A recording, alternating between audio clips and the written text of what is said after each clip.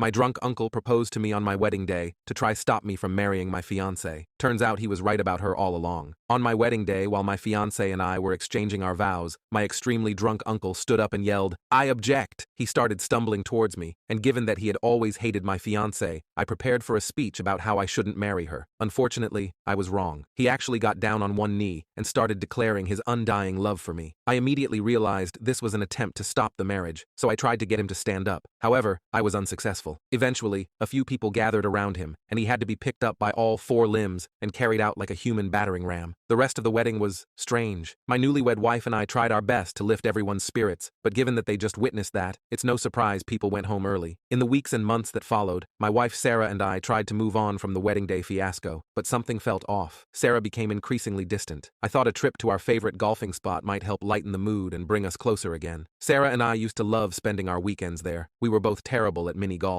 and would often laugh at each other over our terrible swings, but we enjoyed the vibe of the golf spot. I asked her if she wanted to go one Saturday morning while we were having breakfast. She looked up from her phone, looking uninterested, and said that she couldn't go today. When I asked her why not, she said that she had promised one of her girlfriends that she would help her with some errands since she had been so stressed these past couple of weeks. This seemed off, because her friend had just come back from vacation, and she seemed pretty relaxed the last time we saw her. She said it was always something on her plate, which was true. Her friend was a busy woman. Every time we saw her, she was on the go. I asked her if the next day would work then, and she bit her lip, and she said she had a lot of work to catch up on. I let it go, and told her it was all right, and that we'd find another day to go, but I couldn't help but feel like she wasn't telling me everything. As Sarah got up to clear the dishes, I couldn't shake the feeling that something wasn't right. We used to prioritize our time together, especially our weekend outings. Now, it seemed like she always had an excuse to be somewhere else. The excuses were starting to pile up. Was she hiding something from me? At first, I thought it was just stress from adjusting to married life, but more signs started to appear. A few nights later, Sarah and I were sitting in the living room halfway watching a movie together. I was watching the movie while she was scrolling on her phone. Suddenly, she burst out laughing at something on her screen. I asked her what was funny, and she quickly said it was nothing. I looked at her as she kept smiling at her phone. She looked up at me and told me it was just a stupid meme. I asked her to see it, and she said I wouldn't get it. She then said she was getting tired and that she was going to head to bed soon. I told her good night, and she went upstairs. Later that night, after Sarah had fallen asleep, I couldn't get her actions out of my mind. Something felt off. I got up and went to her phone, which she had left charging on the nightstand. I knew it was overstepping a boundary, but I just had to know what was going on. I unlocked her phone and went to her messages. My heart sank when I saw several conversations with unsaved numbers. One, in particular, caught my eye. It was a string of messages from someone whose number I didn't recognize. Their conversations were mainly memes and funny videos they shared with one another, until I scrolled a little bit further up. The guy asked Sarah how her day was. She said it was long and boring and wished she could have spent it with someone fun instead. He then replied, "Maybe the next time I see you we can skip the boring parts and go straight to the fun." There was no outright talk of cheating, but the subtle flirting and how friendly they were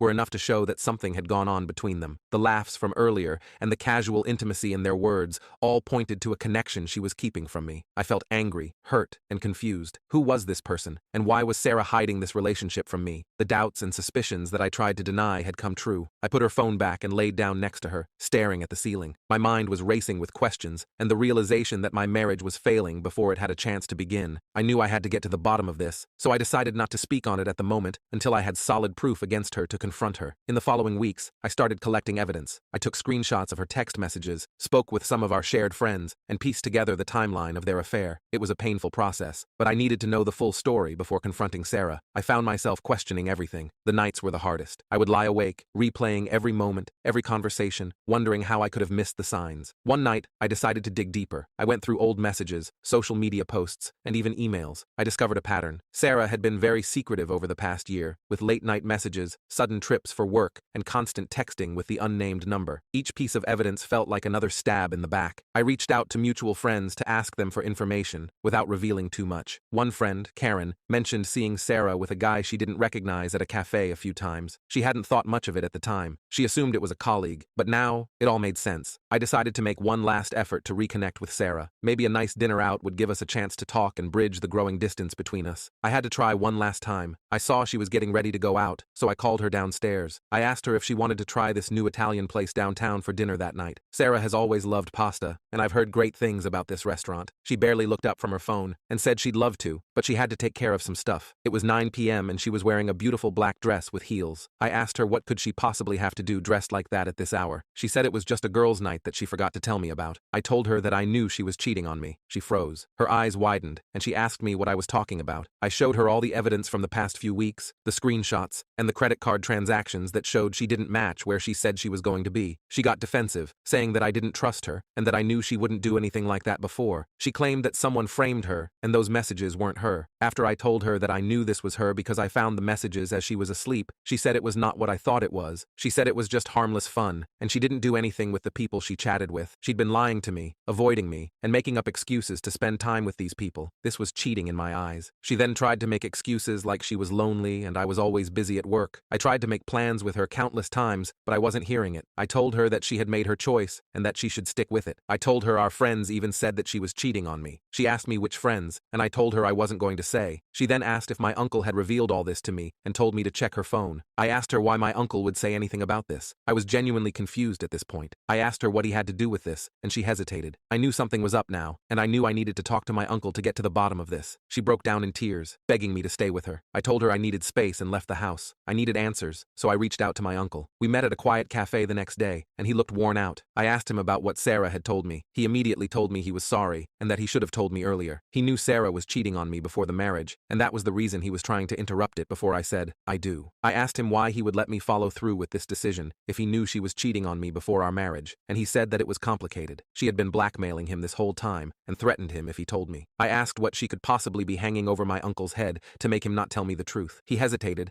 and admitted that his girlfriend, Beth, was transgender. She said she would tell the family that Beth was trans if he exposed her infidelity. I was in shock. Not only had my wife cheated on me, but my own uncle had kept it a secret because he was being blackmailed. I felt a mix of anger, betrayal, and confusion. Our family was quite conservative, and I knew they would basically disown Uncle if they knew the truth about Beth, but I still felt betrayed by both of them. I could see how genuine he was and realized that he had been just as much of a victim of Sarah's manipulation as I was. It didn't erase the pain, but it helped me understand the impossible situation he had been in. In the weeks that followed, I focused on healing. Filing for divorce was a difficult decision, but it was the only way to move forward, and I finally decided it was time to take the next step. I met with a lawyer, prepared the divorce papers, and got myself ready for what was to come. One evening, after Sarah had come home from work, I asked her to sit down. She must have sensed something was wrong because she looked nervous. I told her that I couldn't do this anymore and served her the papers. Her face went pale as she stared at the documents in my hand. She begged me to work through this with her. She promised me she cut off all contact with them. I shook my head